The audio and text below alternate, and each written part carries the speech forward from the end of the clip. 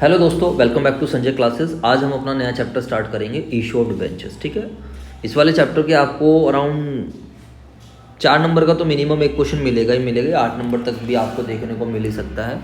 बाकी आप सब बच्चों को पता है पूरी पार्टनरशिप पूरी कंपनी 24 मार्क्स की है। ठीक है, तो अगर हम देखते हैं तो सर इसमें से भी काफ़ी कुछ आपको देखने को मिल जाएगा। तो बिना टाइम वेस्ट करे स्टार्ट करते हैं। जब हम डिबेंचर की बात करते हैं तो what is the meaning of debenture? जब एक कंपनी जनरल पब्लिक से पैसा रेज करती है, और किसके रूप में पैसा रेज करती है? लोन के रूप में। कंपनी कहती है आप हमें क्या दो बेटा? लोन दो। तो कंपनी क्या इशू करती है मेरे बच्चों? डिबेंचर। और जब कंपनी ओनरशिप बनाने के मूड में रहती है तो कंपनी क्या इशू करती है? शेयर। ठीक है, यहाँ पे ध्यान दो। तो कंपनी को क्या चाहिए? तो बच्चों ये मैंने आपको पहले भी कंपनी है, कंपनी कहती है कि भैया आप अपने जो है जनरल पब्लिक को कहती है कि आप प्लीज़ हमें लोन दे दीजिए। क्या दे दीजिए बच्चों बताओ? लोन। इस बार कंपनी जो पैसा रेज करने के मूड में है, कंपनी इस बार पैसा रेज करना चाहती है इन द फॉर्म ऑफ लोन। और जो कंपनी जब लोन लेती है और बदले में, देखो लिखा भी in the form of loan, और कंपनी बदले में जो डॉक्यूमेंट इशू करती है that is known as debenture. तो डिबेंचर की मैं अगर आपसे बात करूं तो डिबेंचर एक जस्ट लाइक अ लोन है जो कंपनी रेज करती है फ्रॉम द जनरल पब्लिक। समझ में आई बात या नहीं? तो यानी कि डिबेंचर्स में एक ऐसा डॉक्यूमेंट है जो कंपनी इशू करती है। किस लिए इशू करती है? एज एविडेंस ऑफ डेट, कि हमने आपसे डेट लिया है। समझ में आया? अब ये व्यक्ति क्यों पैसा दे रहे हैं? तो ये व्यक्ति जो एप्लीकेंट्स हैं, they are not interested to become shareholder, they are not interested to take risk. ये कंपनी का रिस्क नहीं लेना चाहते हैं। आपको पता है कंपनी क्या करेगी बच्चों बताओ? डिबेंचर होल्डर्स को क्या पे करेगी? इंटरेस्ट। आपको एक बात पता है कि डिबेंचर्स होल्डर्स को क्या मिलता है? डिबेंचर्स पर इंटरेस्ट मिलता ही मिलता है, चाहे कंपनी प्रॉफिट कमाए या ना कमाए। समझ में आए? इसलिए इंटरेस्ट ऑन डिबेंचर क्या माना जाता है मेरे बच्चों? Charge against profit. What is the meaning of charge against profit? Profit होगा तो भी देंगे, प्रॉफिट नहीं होगा तो भी हम क्या करेंगे? देंगे। समझ में आई बात या नहीं है? जी सर, बिल्कुल क्लियर हो जाती हैं बातें। तो डिबेंचर की बात करते हैं। तो अगर हम डिबेंचर्स के फीचर्स की बात करते हैं, आप अपनी टीएस ग्रेवाल बुक भी निकाल सकते हो। यहाँ पर आप लोगों को चैप्टर नंबर 10 देखने को मिल जाएगा। ठीक है बच्चों, बताओ चैप्टर नंबर 10 में आपका पेज नंबर जो है 10.1 ही रहेगा। आप अपनी टीएस ग्रेवाल बुक भी क्या कर सकते हो? अपनी निकाल सकते हो। ठीक है सर, नो प्रॉब्लम। यहाँ पर अगर हम डिस्कशन करते हैं, फीचर्स की बात करते हैं, तो डिबेंचर एक रिटर्न डॉक्यूमेंट है, सर्टिफिकेट है जो कंपनी ने एक्नॉलेज किया है कि यस कंपनी ने एक सर्टिफिकेट इशू करा है, यस हमने आपसे बोरिंग ली है। और मोड एंड रीपेमेंट, जो डिबेंचर्स की मोड और रीपेमेंट पहले से डिसाइड रहता है, मोड ऑफ रीपेमेंट, कि हम आपका पैसा कब वापस करेंगे, कितने दिनों में वापस करेंगे। ठीक है बच्चों, रेट ऑफ इंटरेस्ट भी पहले से क्या होता है इसके अंदर डिसाइड रहता है कि at what rate company is going to give interest to the debenture holder. तभी आप लोगों ने देखा होगा हर एक डिबेंचर्स के सामने 12% डिबेंचर, 13% डिबेंचर, 15% डिबेंचर, इस तरीके की बातें हम हमेशा लिखते हैं। और कंपनी के लिए बोरोइंग है, ये बात मैंने आपको पहले ही बता दिया है। अभी लॉन्ग टर्म भी हो सकती है, शॉर्ट टर्म भी हो सकती है, किसी भी तरीके की बोरोइंग हो सकती है। और ये ज़्यादातर केस में ये जो चार्ज ये रहते हैं सिक्योर्ड तरीके के रहते हैं, बट जरूरी नहीं है कि हमेशा सिक्योर्ड रहेगा। It is normally secured by charge on the assets of the company. और इंटरेस्ट ऑन डिबेंचर कंपनी को देना ही देना पड़ता है। किसको देना पड़ता है इंटरेस्ट ऑन डिबेंचर बच्चों बताओ? डिबेंचर होल्डर्स को। तो इंटरेस्ट ऑन डिबेंचर क्या है? एक चार्ज अगेंस्ट प्रॉफिट। वहीं पर अगर हम बॉन्ड की बात करते हैं तो बॉन्ड भी एक तरीके का लोन ही रहता है। बॉन्ड भी एक तरीके की जो बोरिंग्स हैं जो कंपनी ले रही है। बस थोड़ा सा ये है बॉन्ड डिबेंचर्स के केस में जनरली बॉन्ड्स गवर्नमेंट कंपनीज वगैरह इशू कर देती है। Basically the bond has become synonymous with the debts instrument where the rate of interest is not predetermined. Debenture में रेट ऑफ इंटरेस्ट क्या रहता है? पहले से ही क्या रहता है मेरे बच्चों? प्री डिटरमाइंड रहता है। समझ में आ गई बात या नहीं? चलो, तो ये सब फीचर डिस्कस करा है। आपको थ्योरी वगैरह देखनी है तो मैं देखता हूँ एंड में आकर बताता हूँ अगर टाइम लगता है तो। शेयर और डिबेंचर की थ्योरी है, ये आपके पेज नंबर पे 10.2 पर गिवन है, यू कैन रीड इट। हाँ, डिबेंचर होल्डर शेयर होल्डर में क्या डिफरेंस है, टाइप्स ऑफ डिबेंचर भी आप वहाँ पर देख सकते हो। पहले तो मुझे लगता है मैं आपको अकाउंटिंग ट्रीटमेंट समझा दूँ तो ज़्यादा बेटर है। क्या कहते हो बच्चों बताओ? क्योंकि अकाउंटिंग पॉइंट ऑफ व्यू से डिस्कस करना है। तो यहाँ पर भी मेरे बच्चों कुछ खास चीज़ें नहीं होती है। यहाँ पर भी हम पैसा दो तरीके से मंगाएंगे, या तो हम पैसा मंगाएंगे लमसम में, या फिर हम कैसे पैसा मंगाएंगे? इंस्टॉलमेंट्स में। किसमें पैसा मंगाएंगे? इंस्टॉलमेंट। अच्छा एक बात सही बच्चे ध्यान रखना, जब हम लमसम में भी पैसा मंगा रहे हैं, डिबेंचर्स हमारे पास, डिबेंचर्स पता है आप लोगों को, डिबेंचर्स को हम इशू कर सकते हैं। Debentures can be issued at, debenture 3 तरीके से इशू हो सकता है। Debenture can be issued at par, debentures can be issued at premium, और debentures can be issued at discount. ठीक है, अब मान लीजिए 100 रुपये की डिबेंचर है, फेस वैल्यू 100 रुपये की है। अगर आपका इशू प्राइस डिबेंचर का 100 रुपये है तो उसको हम एट पार बोलेंगे। और अगर इशू प्राइस डिबेंचर का 110 रुपये है तो हम इसको प्रीमियम बोलेंगे। और अगर इशू प्राइस कितने रुपये? 90 रुपीज़ है यानी कि 100 से कम है, इसको हम क्या बोलते हैं, डिस्काउंट बोलते हैं। समझ में आई बातें। व्हाट इज लमसम, दो बातें होती हैं, सभी बच्चों को पता है, एक लमसम होता है और दूसरा क्या होता है, इंस्टॉलमेंट। लमसम का मतलब क्या होता है, जब कंपनी सारा का सारा पैसा क्या करती है, इकट्ठा मंगाती है, उसको हम क्या बोलते हैं, लमसम। कंपनी कोई फर्दर किस्त का ऑप्शन दे ही नहीं रही है। और इंस्टॉलमेंट्स का क्या मतलब होता है, जब कंपनी क्या करती है, जो पैसा मंगा रही है टुकड़ों में मंगा रही है, लाइक एप्लीकेशन का पैसा मंगा रही है, अलॉटमेंट मंगा रही है, फर्स्ट कॉल मंगा रही है, सेकंड कॉल। और यहाँ पर कोई एप्लीकेशन अलॉटमेंट का चक्कर नहीं है जी, सारा का सारा पैसा एक ही किस्त में दो, इसलिए हम उसको क्या नाम बोल देते हैं, एप्लीकेशन एंड अलॉटमेंट के नाम भी बोल देते हैं। ये लमसम होता है। समझ में आई बेटा। तो यहाँ पर अगर आप एंट्री समझोगे तो पहली एंट्री क्या होगी, bank account debit to debenture application and allotment. जैसे कि ये पार पर इशू कर रखा है मैंने डिबेंचर, तो 100 रुपये हमें मिले। अगली एंट्री क्या बनाई, debenture application and allotment debit to percentage debenture. आ रही बात समझ, नहीं आ रही है। तो इस बात को आप हमेशा ध्यान रखना, जब कभी भी लमसम होगा तो हम एप्लीकेशन एंड अलॉटमेंट एक साथ लिखेंगे। अब हमने एक ही डिबेंचर के थ्रू समझा है तो हमने 100 रुपये ले लिया, वहीं जितने भी डिबेंचर होते हैं उससे आप मल्टीप्लाई कर सकते थे। What is the meaning at premium, premium का मतलब क्या है, जब 100 का डिबेंचर हम फेस वैल्यू से ज़्यादा प्राइस पर इशू कर रहे हैं। बात आ रही है समझ। तो अब 100 का डिबेंचर मैंने 102 में इशू करा तो मेरे पास पैसे कितने आएंगे, 102 रुपये आए। Bank account debit to debenture application and allotment कितने रुपए आएंगे, 102। और अगली एंट्री में क्या बनाऊंगा, debenture application and allotment debit to क्या आ जाएगा, परसेंटेज डिबेंचर, और टू क्या आ जाएगा, सिक्योरिटीज प्रीमियम।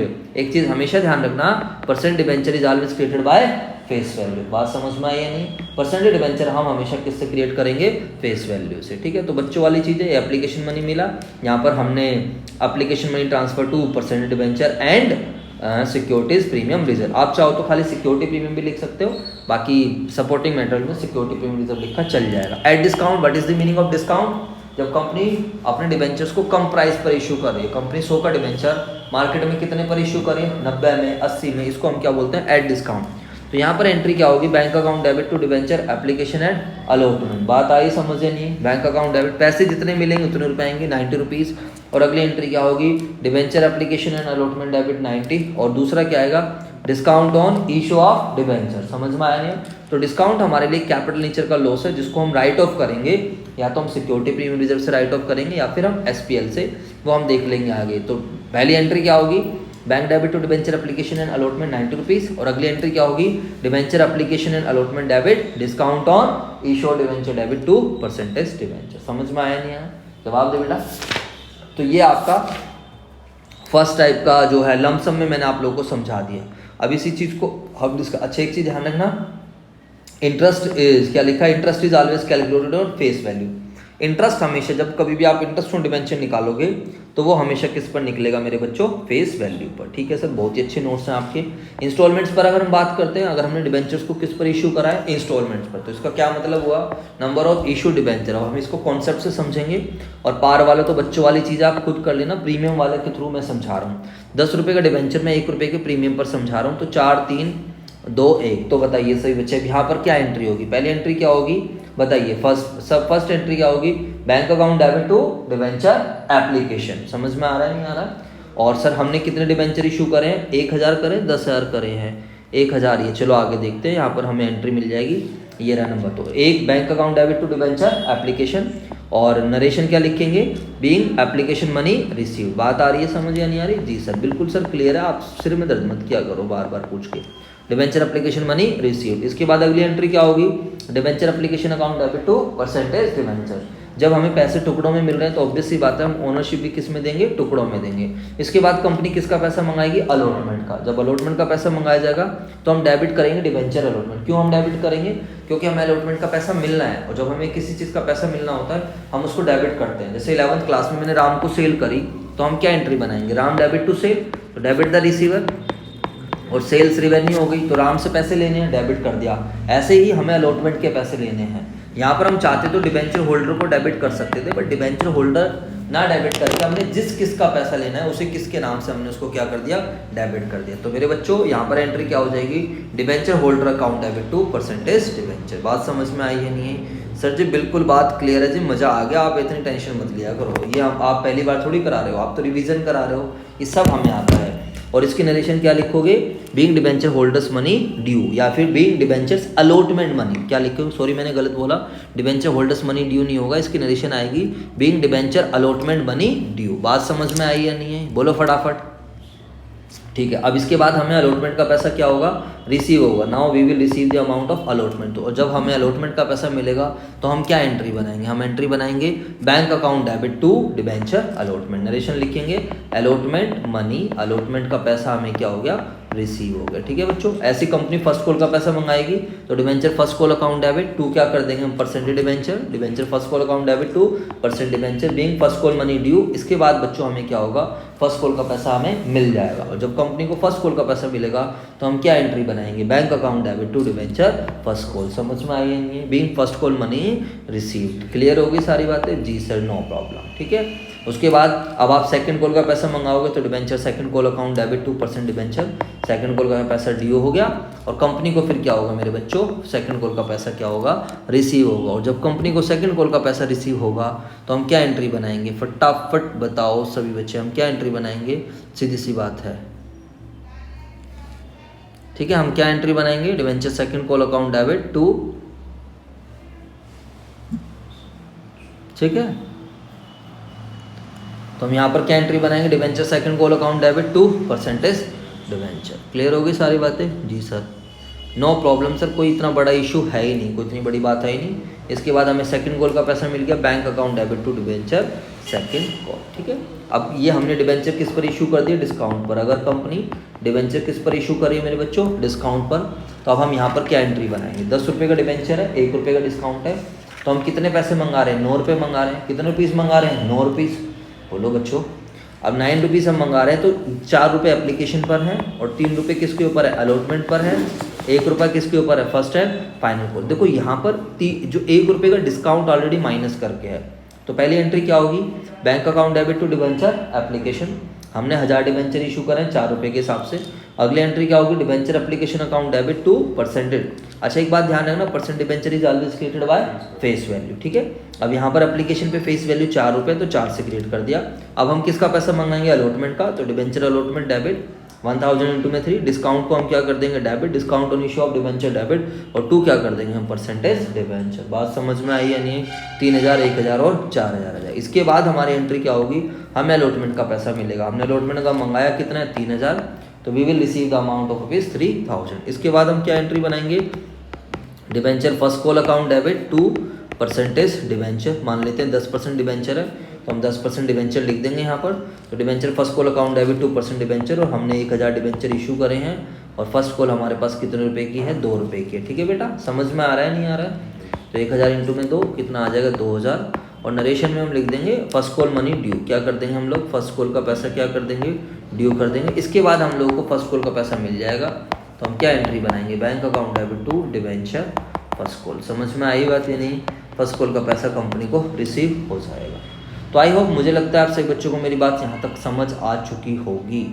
तो बच्चों मैंने लमसम भी समझा दिया, इंस्टॉलमेंट भी समझा दिया, पार भी समझा दिया, प्रीमियम भी समझा दिया, और अब हम लोगों ने डिस्काउंट को भी क्या कर लिया है, यहाँ पर कवर कर लिया। समझ में आई या नहीं आई, ठीक है। अब हमारे सामने ये है कि सर डिस्काउंट को हम कैसे राइट ऑफ कर सकते हैं। इस चीज़ को आप सही बच्चे ध्यान रखना, ये जो डिस्काउंट पड़ा हुआ है इसको आपको राइट ऑफ करना होता है, उसको किताबों से हटाना होता है, ठीक है। तो discount on issue of debenture जब भी हम क्या कर रहे हैं, हम बुक्स में दिखा रहे हैं तो इसको हमें राइट ऑफ करना होता है। It is return of in the year when the loss is incurred, यानी कि इन द ईयर ऑफ जिस भी साल में आप डिबेंचर्स इशू कर रहे हो आपको उसी साल में इसको राइट ऑफ करना होता है। इसको कंपनी की बुक्स में नहीं रखना होता है। ये कैपिटल लॉस है, इसको राइट ऑफ करना है, इसको हटा दो, ये काम की चीज़ नहीं है, इसको बुक्स में नहीं रखना है। समझ में आ गई बात या नहीं आ गई। अब इसको हम कहाँ से राइट ऑफ करेंगे, अब देखो इसके बैलेंस क्या है, डेबिट है, ये इंपॉर्टेंट चीज़ है। इसको राइट ऑफ करना है तो आपको इसको क्रेडिट करना पड़ेगा। क्या करना पड़ेगा, क्रेडिट। तो एंट्री क्या होगी, क्रेडिट करने के लिए क्रेडिट कर दो discount on issue of debenture.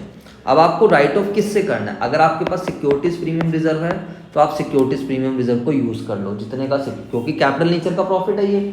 Security premium reserve क्या है, कैपिटल नेचर का प्रॉफिट, इसके बैलेंस क्या होते हैं, क्रेडिट। अब हम इसको यूज़ कर रहे हैं, किसके लिए यूज़ करें, राइट ऑफ करने के लिए। तो सिक्योरिटी प्रीमियम रिजर्व क्या होगा, कम होगा, तो इसके हमने इसको डेबिट कर दिया, और डिस्काउंट के बैलेंस डेबिट खत्म कर रहे हैं। अगर आपके पास कैपिटल रिजर्व पड़ा हुआ है तो you can also use capital reserve को भी। तो ये दोनों कैपिटल नेचर के प्रॉफिट्स होते हैं। It can be use for the purpose of writing of discount on issue of debenture. या फिर आप चाहो तो अगर ये दोनों अवेलेबल नहीं है फिर आप कहाँ से यूज कर सकते हो, एसपीएल से। कहाँ से यूज कर सकते हो, एसपीएल से। समझ में आ गई या नहीं आ गई, जी सर। तो बच्चों इस बात को आप ध्यान रखना, जिस भी साल में आपके डिबेंचर्स इशू हुए हैं उसी साल के अंदर आपको क्या करना पड़ेगा, discount on issue of debentures को क्या करना पड़ेगा, राइट ऑफ करना पड़ेगा। समझ में आई बात या नहीं, जल्दी से बताओ।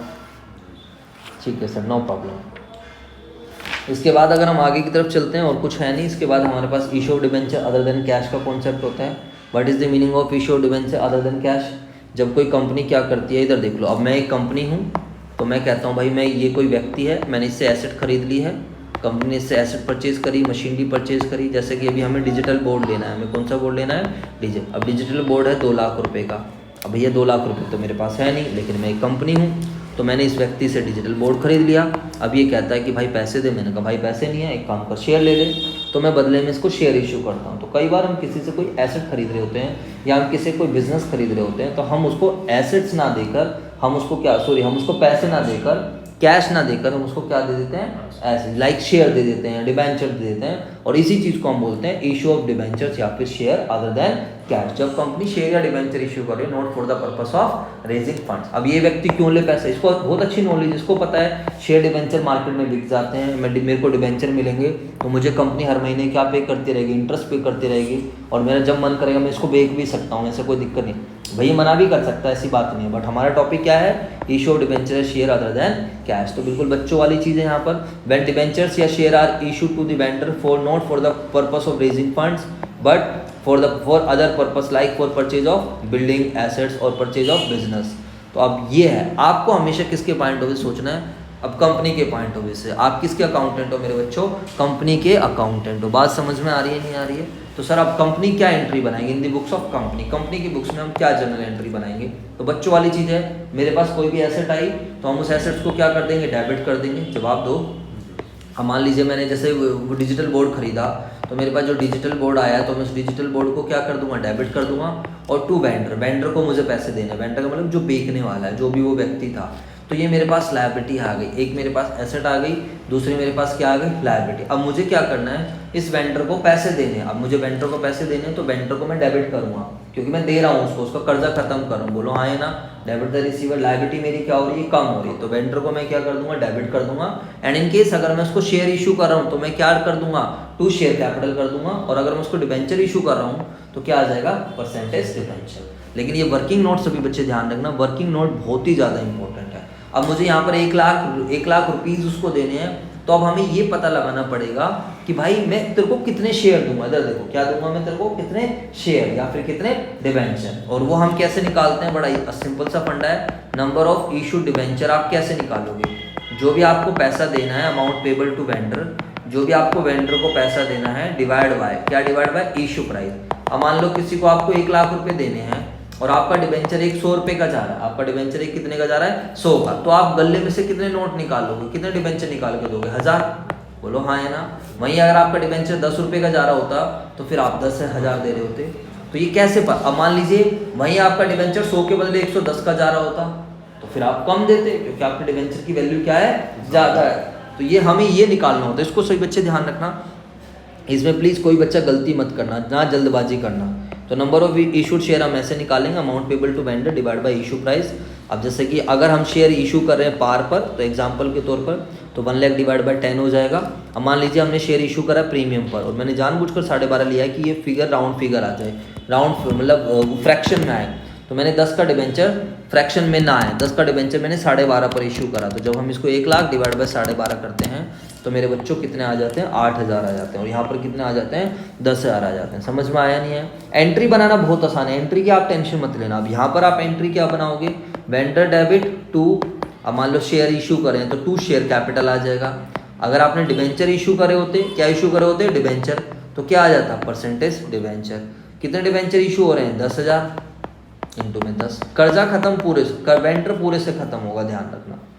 और यहाँ प्रीमियम वाले में क्या एंट्री हो जाएगी, वेंडर डेबिट हो जाएगा और 2 परसेंटेज डिबेंचर, 2 क्या आ जाएगा, सिक्योरिटी प्रीमियम रिजर्व। अब यहाँ पर तो सही है, लेकिन क्वेश्चन ये ना परसेंटेज डिबेंचर में कितने पैसे डाल दो।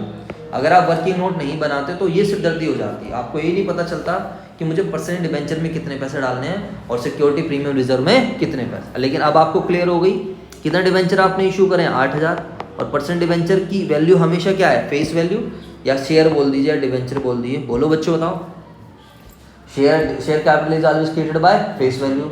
उसी तरीके से परसेंटेज डिबेंचर भी किससे क्रिएट होते हैं? Face value. तो 8000 गुना में 10 80,000 आ जाएगा, और 8000 गुना में 2.5 आ जाएगा। क्या आ जाएगा मेरे बच्चों? 2.5। तो ये 20,000 आ जाएगा। समझ में आ गई बात या नहीं आ गई? यहीं पर मेरी बात खत्म हो जाती है। तो ये मैंने आपको पहले भी समझा रखा है, इवन क्वेश्चन मार्क लगा के भी दिखा रखा है कि यार हमारे सामने ये बात है कि भाई अब मुझे शेयर कैपिटल में कितने पैसे आएंगे, परसेंट डिबेंचर में कितने पैसे आएंगे। तो उसके लिए आपको क्या निकालना पड़ेगा?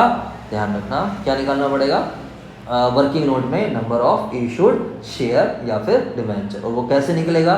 वो निकलेगा जो अमाउंट पेबल टू वेंडर है उसको हम डिवाइड किससे कर देंगे? ये रहा amount payable to vendor divide by issued price. ठीक है, सारी बातें समझा रखी हैं। स्कैनर में आपको काफ़ी सारे क्वेश्चन मिलेंगे, और ऐसा क्वेश्चन आपको एक देखने को मिलेगा भी एग्जाम में। प्लीज़ सही बच्चे देख लेना। चलो सर, अब आप सब बच्चों को पता है डिबेंचर्स को हम डिस्काउंट पर भी इशू कर सकते हैं, क्योंकि शेयर तो डिस्काउंट पर इशू नहीं हो सकते। कंपनीज एक्ट 2013 इस चीज़ के लिए क्या करता है? मना करता है। But yes we already know, हम बहुत अच्छे से जानते हैं कि जो हमारे डिवेंचर्स हैं वो हम किस पर इशू कर सकते हैं मेरे बच्चों? डिस्काउंट पर। अब डिस्काउंट पर इशू करेंगे तो कोई प्रॉब्लम नहीं। मैंने बोल दिया 2 रुपये के डिस्काउंट पर इशू करा, ये मैंने सिचुएशन बता दी। तो 1 लाख डिवाइड बाई 10 माइनस 2, तो 1 लाख डिवाइड बाई 8 कितना आ गया? 12,500। कितना आ गया? 12,500। एंट्री बनाना कोई बड़ी बात नहीं। पहले नंबर ऑफ इशूड शेयर या डिवेंचर निकाल लो। तो नंबर ऑफ इशूड डिवेंचर कितना है? 12,500। अब आपको वेंडर को पैसे देने हैं, तो वेंडर को आप क्या कर दोगे? डेबिट। आपकी लायबिलिटी खत्म हो रही है क्योंकि। और डिस्काउंट को आप क्या कर दोगे? डेबिट। बोलो हाँ है ना? Discount on issue of debenture debit. और 2 क्या आ जाएगा? Percentage debenture. मान लेते हैं 12% डिवेंचर है। समझ में आया? अब आपको पैसे डालने, वेंडर में तो हमेशा पूरे कितने कर्जा खत्म हो रहा है वो डालेंगे। जवाब दो यार। अब percent debenture is always created by face value. अब फेस वैल्यू क्या है? जितने डिबेंचर इशू है उसकी फेस वैल्यू। तो 12,500 डिवाइड बाय 12,500 इंटू 10, तो 1,25,000 आ जाएगा यहाँ पर। और यहाँ पर डिबेंचर आपने 12,500 इशू करें, एक डिबेंचर पे 2 रुपये का डिस्काउंट दिया है, तो 25,000 रुपये आ जाएगा। समझ में आया नहीं है? ये मैंने एग्जाम्पल बनाया, आपको डिस्काउंट के रिगार्डिंग क्वेश्चन बता भी देगा। तो बच्चों याद आता है कैश वाला टॉपिक काफ़ी इंपॉर्टेंट है, इसको सभी बच्चे देख लेना। एक क्वेश्चन आपको 100% देखने को मिलेगा। अब यहाँ पर तो था, अभी तक जो हमने डिस्कस करा यहाँ पर तो ये था कि हमने कोई एक पार्टिकुलर एसेट करी है। We had purchase an assets. जैसे मैं दुकान पे गया, एक डिजिटल बोर्ड लेकर आया या ये सब चीज़ें लेकर आया। बट अब क्या हो सकता है, कई बार ऐसा भी हो सकता है कि हम पूरी एसेट नहीं खरीद रहे हैं, हम लोग क्या खरीद रहे हैं बच्चों बताओ? किसी का पूरा बिजनेस परचेज कर रहे हैं। सम टाइम ऐसा हो सकता है कि कंपनी क्या कर रही है? पूरा का पूरा बिजनेस कर रही है। अब बताओ, अगर हम किसी का पूरा बिजनेस परचेज करेंगे तो उस केस में क्या होगा? भाई बिजनेस खरीदने का क्या मतलब होता है? बिजनेस खरीदने का मतलब है उसकी सारी एसेट्स हमारी एसेट्स। बात आई समझ में या नहीं आई? बोलो फटाफट। जब आप किसी का whenever you are purchasing the business of anyone, जब आप किसी का बिजनेस खरीदते हो तो बिजनेस खरीदने का क्या मतलब होता है? उसकी सारी की सारी एसेट्स हमारी एसेट्स, और उसकी सारी की सारी लायबिलिटीज हमारे बीच में एक सौदा तय होता है। इधर देख लो, जब मैं किसी का बिजनेस खरीद रहा हूँ तो हमारे बीच में एक सौदा तय होता है। मैं उस प्राइस पर क्या करता हूँ, उसको हम बोलते हैं परचेज कंसिडरेशन। जो प्राइस मुझे पुरानी कंपनी के मालिकों को देना है, व्हेनेवर जब I am purchasing the business of anyone, यानी कि जो वेंडर कंपनी है, मैं जिसका बिजनेस खरीद रहा हूँ उसको मुझे एक पैसा देना पड़ता है, और that is known as purchase consideration. समझ में आई बात या नहीं आई? अब परचेज कंसिडरेशन क्वेश्चन में बता देगा आप लोगों को। अब पहले आप बिजनेस खरीदने की एंट्री समझिए, उसके बाद आपको ईस्ट डिबेंचर शेयर इशू करने की एंट्रीज तो ऑलरेडी आती है, कोई इतनी बड़ी बात नहीं है। When entire business is purchase, जब आप पूरा बिजनेस खरीदते हो तो आप क्या एंट्री बनाते हो बच्चों बताओ? यहाँ पर हम क्या एंट्री बनाएंगे? जब पूरा बिजनेस हम परचेज कर रहे हैं तो उसकी सारी की सारी एसेट्स क्या होंगी? हमारी एसेट्स। तो 1 बाय 1 एक एक करके हम एसेट्स को डेबिट करेंगे, लैंड, बिल्डिंग, मशीनरी, फर्नीचर, जो एसेट्स हैं। और 2 क्या करेंगे? सन्डी लायबिलिटीज। 2 क्या करेंगे? XYZ class. मान लीजिए हमारी XYZ क्लासेस से सौदा तय हुआ है।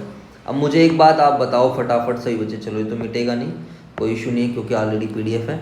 अब बताओ, तो XYZ से हमारा सौदा कितने में तय हो रहा है बच्चों बताओ? मतलब हम उसकी लायबिलिटी लेकर आए हैं 8 लाख, उसको पैसे कितने देने हैं? 4 लाख। तो एक तरीके से हम उसका पूरा बिजनेस खरीद रहे हैं, तो कितने पैसे देने हैं हमने उसको? 12 लाख। और हमारे पास एसेट्स कितने की आई? 10 लाख। अब कोई भी व्यक्ति बता देगा कि सर जी आप पागल हो क्या, आपकी बुद्धि खराब है क्या? एसेट्स ला रहे हो 10 लाख की, कर्जा लेके आ रहे हो 12 लाख का, फिर भी मैं किसी का बिजनेस खरीद रहा हूँ। तो बताइए why I am ready to pay the extra amount? तो ये क्या है? गुडविल के लिए पे कर रहा हूँ। समझ में आया? कोई भी व्यक्ति अपना जानबूझकर लॉस नहीं करता है। समझ में आया नहीं? तो इसको हम क्या बोलते हैं? गुडविल। हमने क्या पे करा? गुडविल के लिए पैसे दिए हैं। ठीक है बच्चों, तो संडे से डेबिट, गुडविल डेबिट टू दिया जाएगा। इसके बाद XYZ क्लासेस। अब XYZ क्लासेस को क्या करो आप? शेयर इशू कर दो। अब कई बार क्वेश्चन बोलेगा कुछ पार्ट पेमेंट बैंक से कर दो, तो तो क्वेश्चन बोल रहा हो तो बैंक से कर देना, बीपी एक्सेप्ट करना है 3 महीने का वो एक्सेप्ट कर लेना। बाकी के लिए क्या इशू करने हैं, शेयर वाली एंट्रीज मैं आपको ऑलरेडी समझा ही चुका हूँ। समझ में आया? तो जब हम किसी का बिजनेस परचेज करते हैं तो हमारे पास 2 तरीके की चीज़ें देखने को मिलेंगी। या तो हमारे को सौदा कौन सा देखने को मिलेगा, घाटे का, या तो हमारे को सौदा कौन सा देखने को मिलेगा, घाटे का। बात आ रही है समझ या नहीं आ रही? घाटे का सौदे का मतलब है मैं किसी से जानबूझकर लॉस ले रहा हूँ, तो जानबूझकर किए गए लॉस को हम क्या बोलते हैं, गुडविल।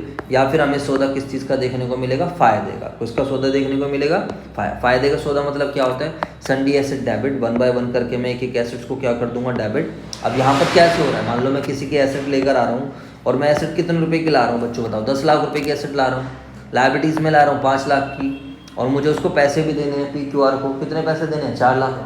अब अगर आप अपनी कॉमन सेंस लगाओगे तो मेरे पास एसेट्स कितने की आई, 10 लाख की, लाइबिलिटीज़ कितने की आई, 9 लाख की टोटल, फिर भी तो मुझे फ़ायदा हो गया। कितने का फ़ायदा हो गया बताओ, 1 लाख। और ये फ़ायदा हमें रोज़ रोज़ नहीं होता। इस तरीके के प्रॉफिट को बोलते हैं हम कैपिटल नेचर का प्रॉफिट, इसलिए हम इसको कहाँ ट्रांसफर करते हैं, कैपिटल रिजर्व। समझ में आई बात या नहीं, बोलो। तो अब याद रखने के लिए आप ध्यान रख सकते हो, अगर क्रेडिट साइड में डिफरेंस बचेगा तो हम उसको कैपिटल रिजर्व बोलेंगे, और अगर डेबिट साइड में डिफरेंस बचेगा तो हम उसको क्या बोलेंगे, गुडविल। इसके बाद हम क्या कर देंगे बच्चों बताओ, ये जो PQR क्लासेस है इसको हम क्या कर देंगे, फटाफट बताओ। अब हम शेयर या डिबेंचर्स इशू कर देंगे। तो PQR क्लासेस डेबिट, क्वेश्चन बोल रहा है कि चेक दे दो 2 लाख का, तो वो फॉलो कर लेंगे।